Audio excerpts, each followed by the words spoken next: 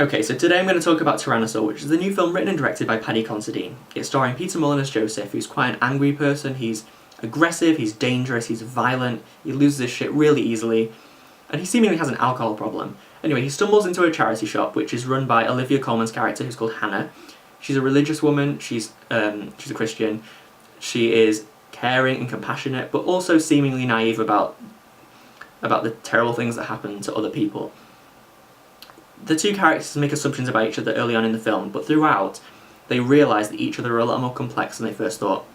This is the kind of film that I love. It's the one that I don't know anything about going in, I have no expectations for, and yet I am blown away. This was an astonishing piece of filmmaking, and it's perfect. I can't think of a single flaw. Please enlighten me with a flaw, because I couldn't find one. First of all, every character feels so real, so complex, good and bad, so many shades of grey. They feel like they've been born, they've gone through their life and had things happen to them, and they've come out on the other end and they've just been put on screen. It's hard to believe that they were written or thought up by writers and played out by actors. They just feel like real people. They're played brilliantly by all the actors. Peter Mullen and Eddie Marsden are fantastic.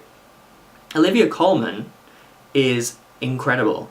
I love her in her comedic roles, but I always sensed that there was always a sadness behind them, and that's where her comedy came from.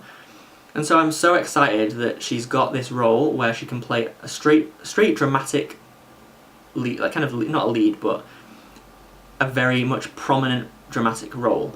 And she is incredible. There's a scene where she has a confrontation with her husband, and she goes and sits on the bed, and you can read every single emotion that's going on her face, and everything, so many different emotions, so complex. She doesn't understand her emotions particularly. Everything is just washing over her, and you can tell, you can see the way that she's processing the information that she's just had this confrontation.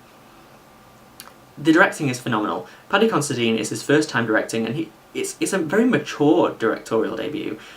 The way that he uses violence is very much off camera, you don't see it, but the way that the sound is used and the way that the editing is used, it feels very visceral and feels like you're really watching it, and like you're kind of there just but squinting or looking through your eyes or something like that. And it takes, I mean, I think a lot of filmmakers would show the violence, and in some films that would work, like in Drive, it really worked. But this film, it benefited from just having it a little bit off screen.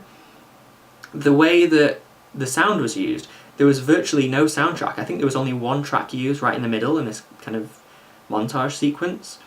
But the rest of it, there was just silence and there was no soundtrack. And it's just smart, because Paddy Considine knows that the stuff that's going on screen is powerful enough and he doesn't need a soundtrack, and just lets it breathe and it doesn't distract, which I really, really appreciated. This film's hard to watch. It's very sad, it's very dark, it's violent, and it shows violence, and it also deals with the aftermath of violence and violent people. And it's not an entertaining film, but it's a powerful film. It's really just affecting, it's really moving, and I was brought almost to tears. It's the first time that's happened this year. It's not easy to make me cry in a film, but it was very close, so I'll give it that. Yeah, so this film is a 5 out of 5 for me.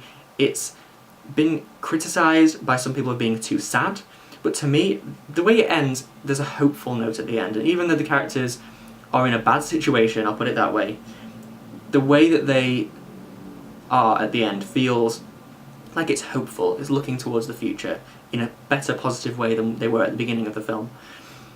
Great film, please see it, and if you agree or disagree, please leave a comment down below, I'd love to respond.